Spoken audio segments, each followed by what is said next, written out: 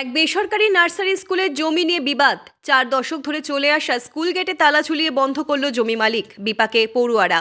দুই পক্ষের মধ্যে চরম উত্তেজনা। আজ মঙ্গলবার সকালে ঘটনায় তীব্র চাঞ্চল্য ছড়িয়ে পড়ে হরিশ্চন্দ্রপুরের তুলসীহাটায়।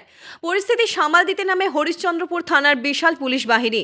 হরিশ্চন্দ্রপুর থানার আইসি মনোজি সরকারের হস্তক্ষেপে 3 ঘন্টা পর খোলা হলো তালা।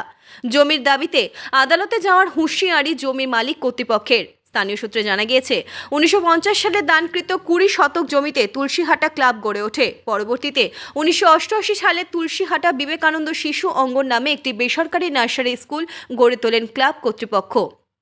অভিযোগ, তুলসীহাটা এলাকার বাসিন্দা রাধানাথ সাহা সেই জমিতে স্কুলকে ভাড়াতে চেয়েছিলেন। ক্লাব কর্তৃপক্ষ কোনো ভাড়া না দিয়ে দীর্ঘ 37 বছর ধরে স্কুল চালিয়ে আসছে। জমি মালিক রাধানাথের মৃত্যুর পর তার স্ত্রী ও 5 ছেলে সেই জমির ওয়ারিশ হিসেবে দাবি করেন। এদিন জমির দাবিতে স্কুলে তালা ঝুলিয়ে দেয় জমি মালিক কর্তৃপক্ষ। তবে ক্লাব ও স্কুল কর্তৃপক্ষের দাবি, জমিটি ক্লাবের নামে দান করেছেন রাধানাথ। তাদের কাছে জমির সমস্ত কাগজপত্র রয়েছে। আইনিভাবে তারা যদি জমি পায় তাহলে জমি ছেড়ে দিতে বাধ্য হবেন ক্লাব কর্তৃপক্ষ। হচ্ছে যে আমরা যখন ক্লাব পেয়েছিলাম, আমাদের পূর্বশরিক আমাদের বাবারা দাদারা তখন 75 বছর আগে সেই ক্লাবটা আমরা যখন হাতে পেয়েছি প্রায় 50 বছর আগে, তখন আমরা ক্লাবটা একটা জনজীর্ণ একটা মদের আখড়া, একটা মানে কি বাজে একটা কালচারাল জায়গা ছিল। সেটাকে আমরা বেশ কয়েকজন মাথা লাগিয়ে এটাকে গ্রামের একটা ঐতিহ্য করার মতো একটা প্রতিষ্ঠান তৈরি করেছি। সেটাতে আজকে দেখে ওদের চোখ ফেটে যাচ্ছে যে আমরা এই জিনিসটা কি করলাম।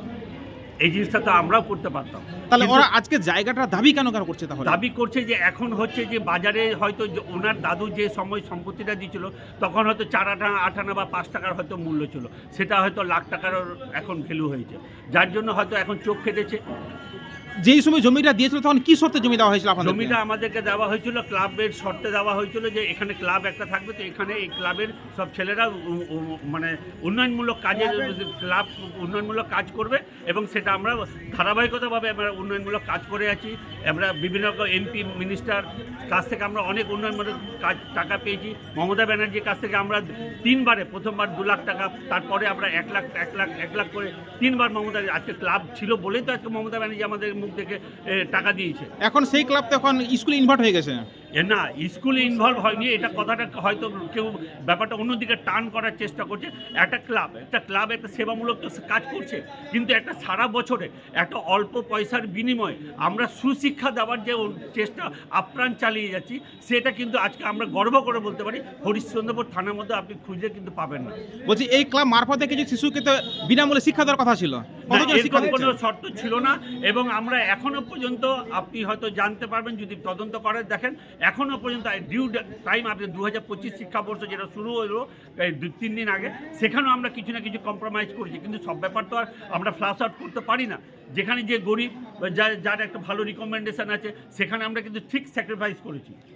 এখন তো তারা বলছে কোর্টে দ্বারস্থ হবে, যদি তারা বৈধভাবে কাগজ দেখিয়ে জমি পায় তাহলে জমি ছাড়তে বাধ্য হবেন আপনারা? সেটা কোর্টের যদি আমাদেরকে আদেশ করে সেটা আমরা মেনে নেব।